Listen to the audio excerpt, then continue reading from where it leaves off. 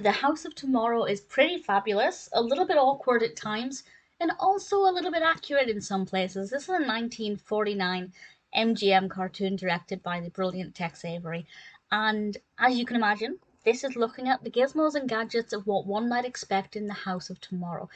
It's narrated by Frank Graham, who gives this brilliant voiceover as we take a tour through the house. And it starts off with viewing the separate doors. I won't go into too much detail about things you can expect, but I'll mention a couple of things just to give you a flavour of what it's like. But it starts off with looking at the fact that each member of the household has their own entrance. And we see the door for the woman of the household, the mother of the wife, and the door has curves, it has hips.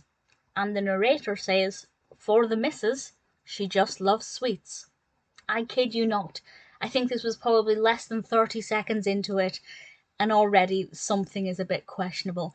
There's also the use of live action at one point. I won't say how it's incorporated, I don't want to spoil it too much at least, but there is live action in this, and there's a lot of time spent on this girl, as she's called, but a young woman, a model who is dressed with a lot of skin showing, and a lot of focus is paid to her, and there's actually reference to the fact that the men watching the cartoon wanted to see her more and they were wanting to ogle her, and its attitudes towards women, definitely a product of its time. But that aside, I thought it was pretty brilliant, and it takes us through the different rooms in the house, the different aspects of daily living, and how modern technologies are going to improve that.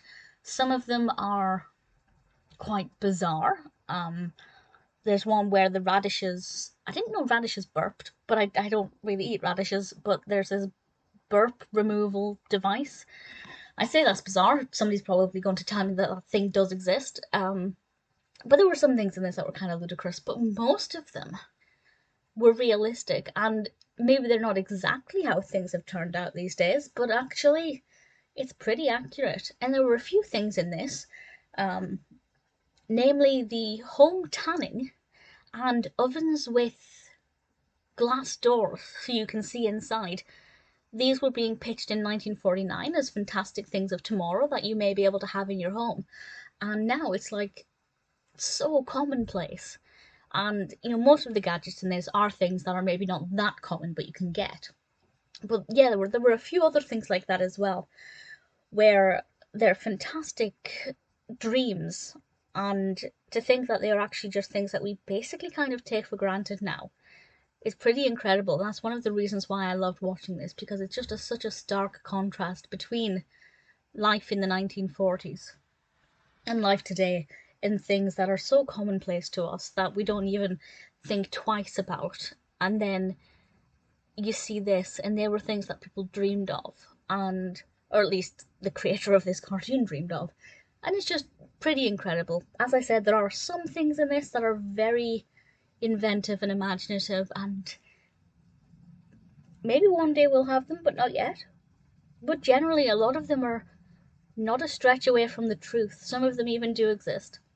It's pretty incredible, and that's my favourite thing about these cartoons. They're fun when they're released, I assume, but as time goes on, these things become more of a reality, and I'd love for somebody to create something like this today, so that in 50 years' time, 40 years' time, we can watch it and think, actually, they got that quite right. Or indeed, things haven't changed that much, but I doubt it.